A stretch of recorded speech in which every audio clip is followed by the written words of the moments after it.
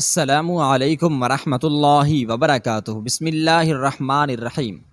کیا آپ کو یہ نکاح قبول ہے؟ قاضی صاحب نے مجھ سے تیسری مرتبہ پوچھا۔ اب میں خاموش نہیں رہ سکتی تھی، مجھے جلد از جلد کوئی فیصلہ کرنا تھا۔ میں نے ایک نظر اپنے پہلو میں بیٹھے انسان کو دیکھا اور اس کے بعد اپنے سامنے کھڑے بھائی کو دیکھا، جس نے میرے دیکھتے ہی نخوت سے اپنا سر دوسری جانب موڑ لیا تھا، جبکہ میرے بھائی کے ساتھ کھڑی میری بھابھی نے مجھے دیکھتے ہوئے ایک طنزیہ سی مسکراہٹ میری طرف اچھالی اور گردن اکڑاتے ہوئے مجھے دیکھنے لگیں۔ ایسے لگ رہا تھا جیسے وہ مجھ سے پوچھ رہی ہوں، کہا تھا نا جو کہوں گی سچ کر دکھاؤں گی۔ میں نے اسے دیکھ کر اپنا سر جھٹکا اور اپنے دائیں طرف کھڑی اپنی بے بس ماں کو دیکھا، جو بظاہر تو مسکرا رہی تھی لیکن اس کا کلیجہ پھٹنے کو آ رہا تھا۔ وہ بے بس ماں ہر کسی کے سامنے رو نہیں سکتی تھی، لیکن لاکھ چھپانے کے باوجود اس کے آنسو مجھ سے چھپے نہیں رہے تھے۔ میں نے ایک بار پھر اپنے ساتھ بیٹھے انسان کو دیکھا، جو سب پاٹ چہرہ لیے سامنے کی جانب دیکھ رہا تھا۔ وہ انسان عمر میں مجھ سے 2 گنا بڑا تھا، لیکن اس بات سے میرے بھائی بھابھی یا وہاں موجود کسی بھی انسان کو کوئی فرق نہیں پڑتا تھا، یہاں تک کہ اس انسان کو بھی نہیں جس سے میرا نکاح ہو رہا تھا۔ اور کہیں نہ کہیں میں نے بھی خود سے سمجھوتا کر ہی لیا تھا، جس کی وجہ سے میں بھی سپاٹ چہرہ لیے خاموش تماشائی بن گئی۔ یہاں کسی کو کبھی میری زندگی کے برباد ہو جانے سے کوئی فرق نہ پڑتا تھا۔ ہاں، اگر کسی کو فرق پڑتا تھا، کسی کو تکلیف ہو رہی ہوتی تھی، تو وہ صرف میری ماں تھی، لیکن ابھی وہ اس حالت میں نہ تھیں کہ میری طرفداری کر کے مجھے اس اندھیرے کنویں سے کھینچ کر کہیں دور لے جا سکتیں۔ میں نے ایک گہرا سانس ہوا کے سپرد کیا اور قاضی صاحب کے پوچھنے پر اپنا سر اسبات میں ہلاتے ہوئے دھیرے سے کہا، جی مجھے یہ نکاح قبول ہے۔ یہ الفاظ کہتے ہوئے ایک لمحے کے لیے میرا پورا جسم کانپ گیا تھا، لیکن اب یہ حقیقت تھی اور مجھے اسی حقیقت کے سامنے اپنی ساری زندگی گزارنی تھی۔ ایک ایسی حقیقت جس کا کبھی کوئی تصور ہی نہ تھا۔ قاضی صاحب نے میرے اقرار کرنے کے بعد میرے پہلو میں بیٹھے ہوئے اس شخص سے بھی یہی سوال پوچھا، جس پر اس نے بنا دیر کیے مجھے اپنے نکاح میں قبول کیا۔ اس کے قبول کرنے کے فوراً بعد ہی ہر جگہ سے مبارکباد کی صدائیں بلند ہونے لگی تھیں۔ لوگ ایک دوسرے کو گلے مل رہے تھے اور مجھے بھی گلے لگا رہے تھے۔ میں یہ سب کچھ سمجھنے سے قاصر تھی۔ مجھے یاد تھا تو صرف اتنا کہ آج میری زندگی کا آخری دن تھا، جو کہ مکمل ہو چکا ہے۔ اب صرف میرا وجود بچا ہے، جس پر جلد یا بدیر فاتحہ بھی پڑھ لی جائے گی۔ نکاح کے بعد سب مہمانوں کو کھانا کھلایا گیا اور مجھے میرے بھائی نے قرآن پاک کے سائے میں اپنے گھر سے بھی رخصت کر دیا۔ میں جذبات سے بالکل خالی ہو چکی تھی۔ میرا اپنا گھر سے رخصت ہوتے وقت ایک آنسو بھی نہ بہا۔ مجھے اس شادی سے کوئی مسئلہ نہیں تھا، لیکن اگر کوئی دکھ دینے والی بات تھی تو وہ یہ تھی کہ میرے سگے بھائی نے مجھ پر اعتبار نہیں کیا اور مجھے در در کی ٹھوکریں کھانے کے لیے چھوڑ دیا۔ میں نہیں جانتی تھی میرا نصیب کیسا ہوگا، مجھے کیسا ہم سفر ملے گا، لیکن میں اتنا ضرور جانتی تھی کہ میری زندگی میں جو بھی آئے گا وہ مجھے چھوڑ کر چلا جائے گا، کیونکہ ارد گرد موجود لوگ میرے وجود سے سخت پریشان ہو چکے تھے۔ یہی وجہ تھی کہ اجلا عروسی میں پہنچنے کے باوجود میرے دل میں کسی قسم کے کوئی جذبات نہ تھے، نہ دل کی دھڑکن تیز تھی، نہ ہم سفر سے ملنے کا تجسس تھا۔ اگر کوئی چیز میرے دل میں سائر اٹھائے کھڑی تھی اب تک تو وہ صرف اور صرف موت کا خیال تھا۔ میں اپنے خیالات میں اس قدر ڈوبی ہوئی تھی کہ مجھے معلوم ہی نہ چلا کہ کب کوئی میرے کمرے کا دروازہ کھول کر اندر داخل ہوا اور میرے قریب آ بیٹھا۔ ہوش کی دنیا میں تو میں تب واپس آئی جب وہ وجود میرے روبرو بیٹھا، مجھے کندھوں سے ہلا رہا تھا۔ میں نے ہڑبڑا کر اس کی طرف دیکھا۔ وہ انسان جس کا چہرہ ہر طرح کے جذبات سے عاری تھا، اب وہ مجھے دیکھ کر مسکرا رہا تھا۔ میں ناسمجھی سے اس کی طرف دیکھ رہی تھی اور سوچ رہی تھی کہ آخر یہ مجھے دیکھ کر مسکرا کیوں رہا ہے۔ کافی دیر گھورنے کے بعد بھی جب وہ کچھ نہ بولا تو میں نے بات کا آغاز کیا۔ میں جانتی ہوں آپ کے سر پر مجھے زبردستی مسلط کر دیا گیا ہے تاکہ میرا بھائی اپنی عزت اور شان برقرار رکھ سکے، لیکن میں آپ سے وعدہ کرتی ہوں آپ کو میری وجہ سے زیادہ تکلیف کا سامنا نہیں کرنا پڑے گا۔ آپ بس مجھے کچھ دنوں کے لیے اپنے اس کمرے میں برداشت کر لیں، اس کے بعد میں خاموشی سے یہاں سے چلی جاؤں گی تاکہ آپ کی یا کسی بھی عزت اور شان پر کوئی آنچ نہ آئے۔ میں نے روندی ہوئی آواز میں کہا۔ میں اپنے آنسوں گال پر بہنے سے روکنے کے لیے اپنی پلکیں بار بار چپکا رہی تھی۔ میں جانتی تھی کہ میں یہاں سے اپنے گھر پر تو نہیں جا پاؤں گی، ہاں البتہ مجھے در در کی ٹھوکریں ضرور کھانی پڑیں گی، اور یہ خیال تو میرے لیے سہانے روح تھا۔ جبکہ دوسری جانب وہ شخص میری بات سن کر بہت حیران نظروں سے مجھے دیکھ رہا تھا۔ کچھ دیر یوں ہی گھورتے رہنے کے بعد اس نے بے حد نرمی سے میرا ہاتھ اپنے ہاتھ میں تھاما اور کہا، میرا آپ کو یہاں سے کہیں بھی جانے کی کوئی ضرورت نہیں ہے۔ مجھے آپ کا وجود نہ تو کوئی تکلیف دے رہا ہے، نہ ہی آپ مجھ پر زبردستی مسلط کی گئی ہیں۔ اگر آپ یہ سمجھتی ہیں کہ آپ کی وجہ سے میں خوش نہیں ہوں تو یہ بالکل غلط ہے۔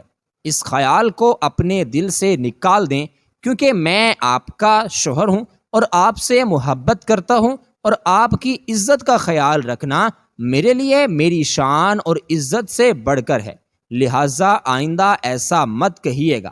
میں جانتا ہوں کہ عمر میں آپ سے بڑا ہوں اور یقیناً یہ رشتہ زبردستی کا ہی ایک رشتہ ہوگا آپ کے لیے، لیکن اب میں چاہتا ہوں کہ آپ ہمارے اس رشتے کو کچھ وقت دیں۔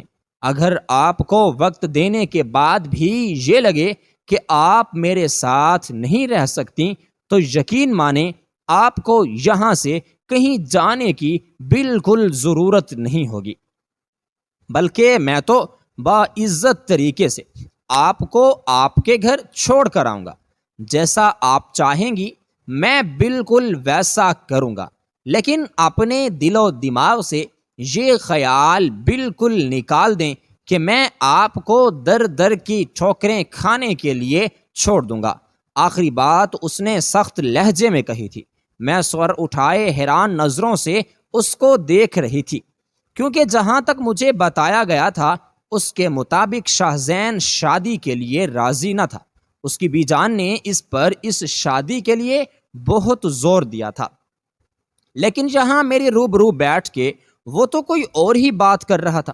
وہ مجھ سے اپنی محبت کا اعتراف کر رہا تھا، اور میں یہ سوچنے پر مجبور ہو گئی تھی کہ آخر ایسا کب ہوا۔ بمشکل ہم 1 سے 2 مرتبہ ملے ہوں گے، اور وہ بھی بہت سرسری سی ملاقات تھی۔ پھر آخر اس کو محبت کیسے ہوئی مجھ سے؟ میں اپنے ہی سوچوں میں غلط تھی۔ جب اس نے اپنے ہاتھ میں سونے کے کنگن پہنا دیے، اس کی اس حرکت پر میں حیران نگاہوں سے اس کی جانب دیکھنے لگا۔ اس پر اس نے مسکراتے ہوئے کہا، یہ آپ کی منہ دکھائی ہے جو کہ ہر دلہن کا حق ہوتا ہے، بڑی بی نے آپ کے لیے دیے ہیں۔ یہ میری ماں جان کی آخری نشانی ہے، ان کا خیال رکھنا۔ آخری بات پر میں نے دیکھا اس کی آنکھوں کے کنارے ہلکے ہلکے بھیگ گئے تھے۔ میں نے ان کنگنوں کو دیکھتے ہوئے کہا، بہت خوبصورت ہیں۔ جس پر اس نے کہا، ہاں جب میری ماں پہنتی تھیں تب یہ اور بھی بہت زیادہ خوبصورت لگتے تھے۔ اس نے کھوئے کھوئے سے انداز میں کہا۔ میں اس کی بات پر اسے گہری نظروں سے دیکھنے لگی تھی۔ ایک بات کا تو مجھے پکا یقین ہو چکا تھا، مجھے جو بھی تصویر دکھائی گئی ہے وہ اس تصویر کے بالکل برعکس ہے جو اب میں دیکھ رہی ہوں۔ اتنا تو میں سمجھ چکی تھی کہ بھابھی ہے مجھے شاہ زین سے دور کرنے کی بھرپور کوشش کری تھی، اس کے علاوہ شادی سے پہلے بھی بہت سے لوگ مجھے مختلف طریقے سے اشارے دیتے رہے کہ شاہ زین شادی سے خوش نہیں ہے، لیکن یہاں تو سب کچھ اس کے برعکس ہوا تھا۔ اب میں نے یہ سوچ لیا تھا کہ میں اپنا شک دور کر کے ہی رہوں گی اور آج ہی تمام باتیں کلیئر کروں گی تاکہ آئندہ زندگی بآسانی سے گزار سکوں۔ لیکن ابھی میرے لیے یہ جاننا ضروری تھا کہ آخر سچ کیا ہے۔ وہ تصویر جو مجھے شادی سے پہلے شاہ زین کی دکھائی گئی تھی، یا پھر جو ابھی میں یہاں شاہ زین کو دیکھ رہی ہوں، مجھے یوں الجھے دیکھ کر شاہ زین نے میرا دھیان اپنی طرف بھٹاتے ہوئے کہا، مجھے لگتا ہے کہ آپ بہت تھک چکی ہوں گی اور رات بھی کافی ہو چکی ہے، تو بہتر یہی ہے کہ آپ کپڑے چینج کر لیں۔ اس نے ڈریسنگ کی طرف اشارہ کرتے ہوئے مجھے کہا۔ میں نے اس کی بات سن کر اپنا سر ہاں میں ہلایا اور اپنا لہنگا سمیٹ کر بیڈ سے نیچے اتر آئی اور الماری سے اپنے کپڑے لیے ڈریسنگ کی جانب بڑھ گئی۔ جب میں واپس آئی تو میں نے دیکھا شاہ زین کمرے میں نہیں تھا۔ اس کی غیر موجودگی کا فائدہ اٹھاتے ہوئے میں نے کمرے کا جائزہ لینا شروع کیا۔ کمرے میں کوئی بھی چیز ایسی نہ تھی جس سے مجھے یہ پتہ چل سکتا کہ شاہ زین کس طبیعت کا انسان ہے۔ اس کی ڈریسنگ ٹیبل پر بھی چیزیں بہت کم پڑی تھیں۔ عموماً ایسا ہوتا نہ تھا۔ میں بھی انہی چیزوں کو دیکھ رہی تھی جب شاہ زین دروازہ کھولے اندر داخل ہوا۔ اس کے ہاتھ میں ایک ٹرے تھا جس میں 2 چائے کے چمچ تھے اور کچھ سنیکس وغیرہ پڑے تھے۔ مجھے یوں کھڑا دیکھ کر مسکرایا اور کہنے لگا، یقیناً اپنا کھانا ٹھیک سے نہیں کھایا ہوگا آپ نے، کیونکہ شادی اس قدر گھٹن زدہ ماحول میں ہوئی کہ کوئی کسی سے کھل کر کوئی بات چیت بھی نہ کر سکا اور نہ ہی کوئی اس خوشی کا اچھے سے لطف اٹھا سکا۔ لہٰذا ایسے ماحول میں آپ کے لیے کھانا کھانا یقیناً بہت ہی مشکل ہوا ہوگا۔ اسی لیے میں نے سوچا کہ کیوں نہ ہم دونوں مل کر کچھ کھا لیں۔ اس کی بات پر میں نے ہاں میں سر ہلایا، کیونکہ اس کے احساس دلانے پر مجھے اس بات کا احساس ہوا تھا کہ مجھے بہت زور کی بھوک لگی ہوئی تھی۔ کھانا میں نے واقعی نہ کھایا تھا کیونکہ اس وقت میں بہت پریشان تھی۔ میرے دماغ میں بہت سے سوالات تھے اس وقت جو مجھے ڈرا رہے تھے۔ ایسے میں کھانا کھانا ہی بھول گئی تھی۔ شاہ زین کے بلانے پر میں قدم با قدم چلتی اس کے سامنے جا بیٹھی۔ اس نے ایک چائے کا کہا، میرے آگے رکھا اور ایک خود کے آگے، اور پھر آہستہ آہستہ وہ سنیکس چائے کے ساتھ لینے لگا۔ میں بھی اس کی تلقین کرنے لگی۔ ہم دونوں خاموشی سے چائے پی رہے تھے جب شاہ زین نے کہا، میرا آپ جانتی ہیں کہ میں آپ سے کب سے محبت کرتا ہوں۔ اس کے اس سوال پر میں نے ہاتھ روکے، اس کی جانب دیکھا۔ وہ عجیب سی نظروں سے مجھے گھور رہا تھا۔ میں نے اس سے نظریں چراتے ہوئے کہا، نہیں، میں نہیں جانتی۔ جس پر اس نے ہنستے ہوئے کہا، ہاں، آپ کیسے جان سکیں گے؟ آپ نے تو کبھی میرے بارے میں سوچا بھی نہ ہوگا کہ میں وہ انسان جو آپ سے عمر میں 2 گنا بڑا ہوں، وہ آپ سے اس قدر محبت میں مبتلا ہوگا۔ خیر، میں آپ کو بتاتا ہوں یہ کب کی بات ہے۔ میں اس کے لہجے کی اداسی کو بخوبی محسوس کر سکتی تھی، اسی لیے میں نے اس بات میں سر ہلاتے ہوئے کہا، اب تو مجھے بھی تجسس ہونے لگا ہے۔ آپ مجھے ضرور بتائیے کہ آخر یہ سلسلہ کب اور کیسے شروع ہوا۔ جس پر اس نے کہنا شروع کیا، یہ ان دنوں کی بات ہے میرا جب آپ انٹر میں تھیں اور میں لندن سے واپس صرف اور صرف بڑی بی جان سے ملنے آیا تھا۔ جب میں آیا تھا تب آپ بھی وہیں پر موجود تھیں۔ میں نے تب آپ کو پہلی بار دیکھا تھا۔ آپ کی شوخی، آپ کی مسکراہٹ، آپ کا سب کا خیال رکھنا مجھے اپنا دیوانہ بنا گیا تھا۔ یہ پہلی نظر کی محبت نہ تھی، یہ تو وہاں رہ کر آپ کو دیکھ کر محسوس کر کر کے پیدا ہونے والا جذبہ تھا۔ آپ جب بھی بڑی بی کے پاس آتی تو میں مسلسل آپ کو اپنی نظروں کے ہی حصار میں لے لیتا۔ شاید آپ نے یہ بات کبھی بھی محسوس ہی نہ کی۔ اس نے کھوئے کھوئے سے انداز میں کہا۔ میں بھی اس کے ساتھ ماضی کا سفر کرنے لگی تھی، اور مجھے اچانک سے یاد آیا کہ جب میں بڑی بی کو اپنے رزلٹ کا بتا رہی تھی تو بڑی بی مجھے مسلسل خاموش رہنے کی تلقین کر رہی تھی، اور کہہ رہی تھی کہ زین کو اتنا اونچا بولنے والی لڑکیاں بالکل پسند نہیں ہیں۔ وہ جب بھی گھر میں آتا ہے، گھر میں ایک پرسکون ماحول ہوتا ہے، لیکن تم بول بول کر اس کا سکون خراب کر دو گی، اور مجھے ڈر ہے کہیں میرا بچہ جو 1 مہینے کے لیے یہاں رہنے آیا ہے وہ 1 دن میں ہی واپس نہ بھاگ جائے۔ اس لیے اپنی زبان کو لگام دو، میرا نہیں تو یہاں مت آنا۔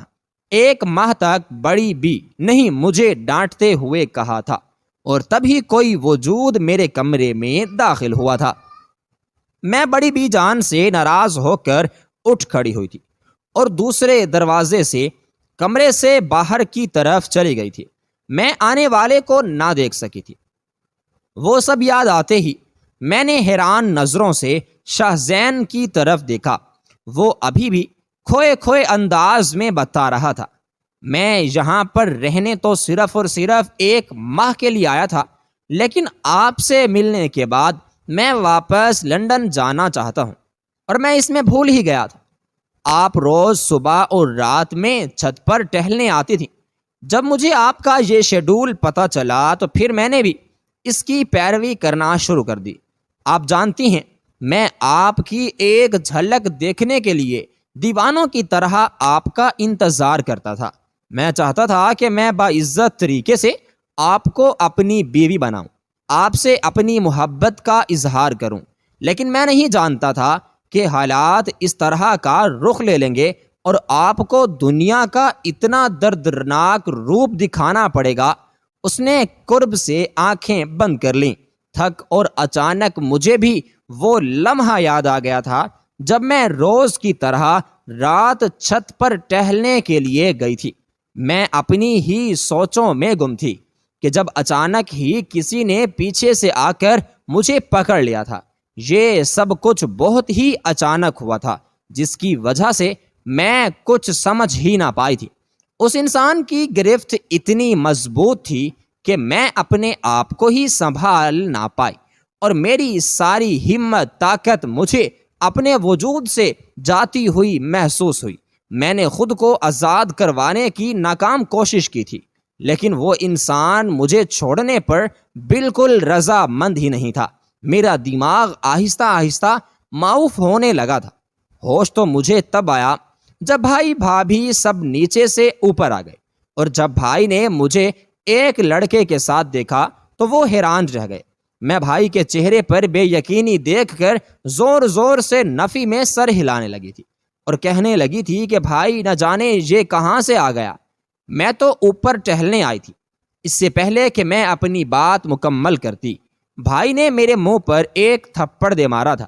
اس پر جھٹ بھابھی نے کہا تھا، دیکھا ناصر، میں آپ کو کہتی تھی نا کہ میرا چھت پر یوں ہی نہیں جاتی، یہ ضرور اپنے عاشق سے ملنے جاتی ہے۔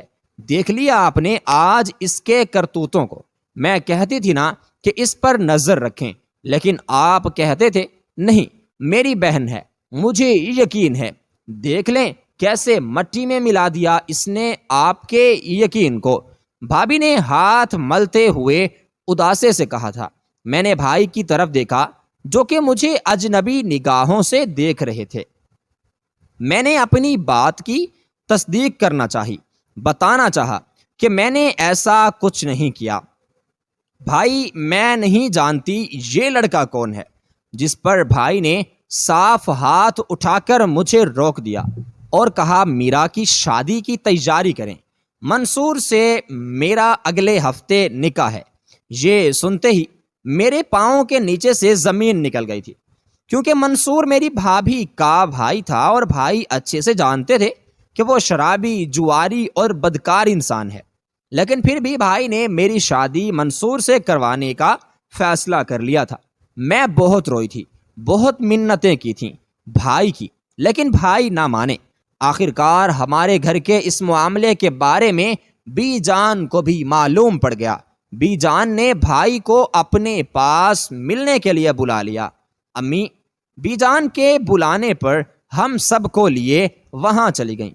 بی جان نے جب ساری بات سنی تو بھائی جان کو سمجھاتے ہوئے کہا، ناصر دیکھو، تمہاری ایک ہی بہن ہے، میں نہیں جانتی کہ آخر معاملہ کیا تھا، لیکن میں تمہیں ایک مشورہ ضرور دینا چاہوں گی کہ تم اپنی بہن کو اگر اپنے سے الوداع کرنا ہی چاہتے ہو تو کسی اچھے انسان کے ساتھ اسے رخصت کرو، تاکہ وقت گزرنے کے بعد تمہیں اپنی اس غلطی پر پچھتانا نہ پڑے اور تمہاری بہن بھی ایڑیاں رگڑ رگڑ کر روز مرنے پر مجبور نہ ہو جائے۔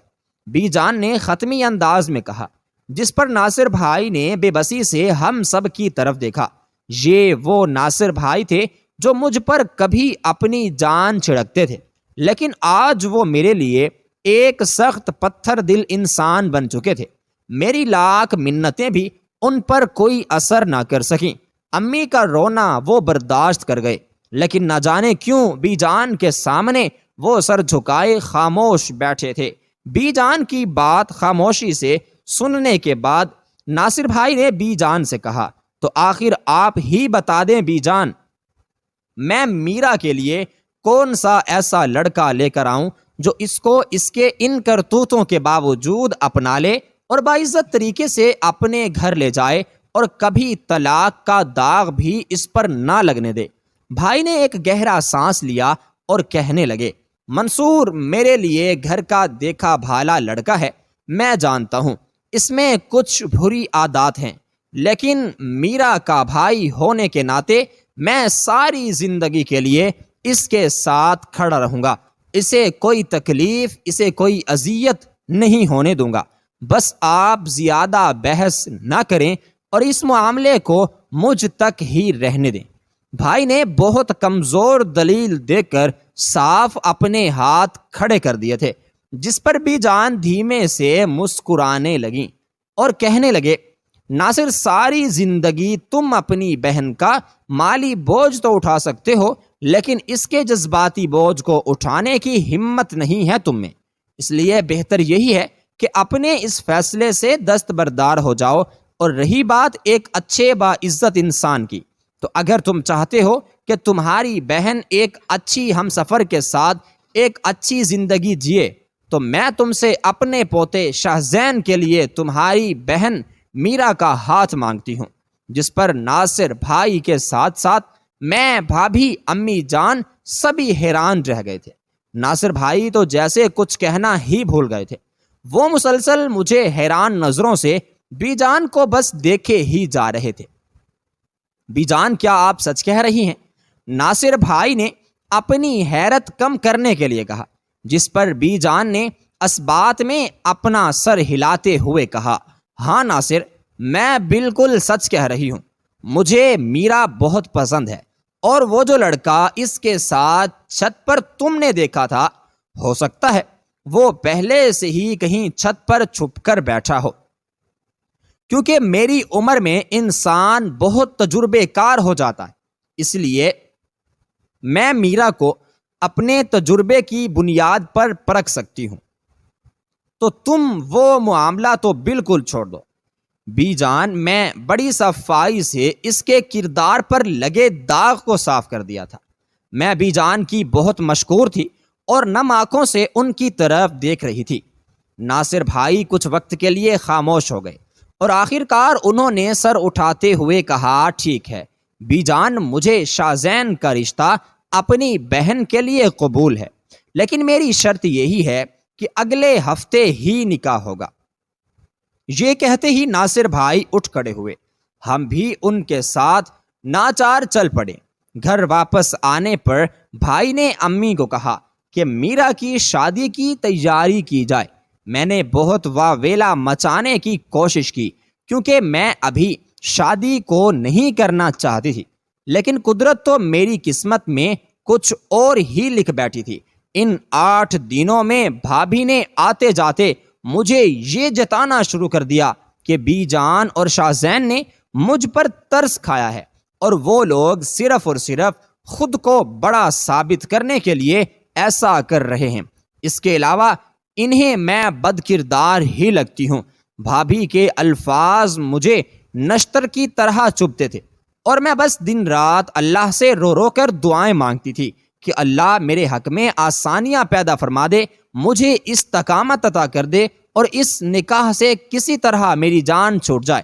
لیکن ایسا ممکن نہ ہو سکا اور آخرکار میرا نکاح شاہ زین سے ہو گیا، اور آج میں اس کے سامنے بیٹھی اس کے ہاتھ کی چائے پی رہی تھی۔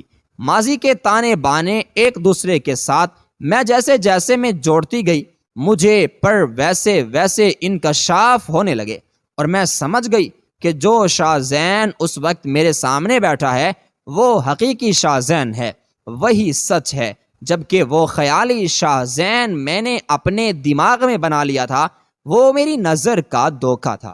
مجھے یوں گم سم سا بیٹھے دیکھ کر شاہ زین نے میرے سامنے اپنے ہاتھ ہلاتے ہوئے کہا، کیا بات ہے آج آپ بار بار کھو رہی ہیں؟ جس پر میں نے گہرا سانس لیا اور کہا، کچھ نہیں، بس میں یہ سوچ رہی تھی کہ میں نے آپ کو کتنا غلط سمجھا۔ اچھا ہوا کہ وقت رہتے ہی مجھے سب سمجھ آ گیا، نہیں تو میں زندگی بھر اسی ملال میں رہتی کہ میں نے اپنے شادی کے پہلے دن ہی آپ پر اعتبار نہ کیا اور آپ کی کوئی بات نہ سنی۔ میری بات سن کر شاہ زین دھیمے سے مسکرائے اور کہنے لگے، اس لیے تو میں یہاں آپ کے سامنے بیٹھا آپ کو ماضی میں لے گیا تھا تاکہ آپ خود بخود سارے ٹوٹے ہوئے تار جوڑ سکیں اور اس بات کا یقین کر سکیں کہ جب بی جان نے مجھ سے آپ کے لیے پوچھا تو میں انکار نہ کر سکا تھا، کیونکہ میں آپ سے بے انتہا محبت کرتا تھا۔ اس لیے آج میں آپ کو یہ بتانے کی کوشش کر رہا تھا کہ در در کی ٹھوکریں کھانے کے لیے نہیں آپ سے نکاح کیا تھا، بلکہ آپ کو اپنی عزت بنانے کے لیے آپ سے نکاح کیا تھا۔ آپ نہیں جانتی میں نے آپ کے لیے اللہ تعالیٰ سے کتنی دعائیں مانگی تھیں۔ یقین مانیں مجھے اس بات کا یقین نہ تھا کہ آپ مجھے اتنی جلدی اور آسانی سے مل جائیں گی۔ شاہ زین نے جذبات سے لبریز آواز میں کہا۔ اس کی بات پر میں تو دھیما سا مسکرائی اور چائے کا ٹیبل سے دوبارہ اٹھا لیا اور چائے پینے لگی۔ کبھی کبھی قسمت ایک دم سے ہی پلٹ جاتی ہے اور جو ہمارے وہم و گمان میں بھی نہیں ہوتا وہ ہو جاتا ہے۔ اگرچہ میری بھابھی نے میری اپنے بھائی سے شادی کروانے کی بہت کوشش کی تھی، لیکن آخر میں ہوا وہ جو اللہ کو منظور تھا۔ صحیح کہتے ہیں، آپ کی زندگی میں کچھ بھی ہو جائے اللہ پر توکل نہ چھوڑیں۔ یہ شاید میری دعاؤں کا ہی نتیجہ تھا کہ اللہ نے مجھے شاہ زین جیسا اتنا مخلص ہم سفر عطا کیا۔ میں اس کے لیے اس رب العزت کا جتنا شکر ادا کروں وہ کم ہے۔ میں نے شاہ زین کی طرف دیکھا جو نہ جانے مجھے کیا کیا بتا رہا تھا۔ میں اسے دیکھ کر دھیمے سے مسکرائی اور چائے کا خالی کپ ٹیبل پر رکھ دیا۔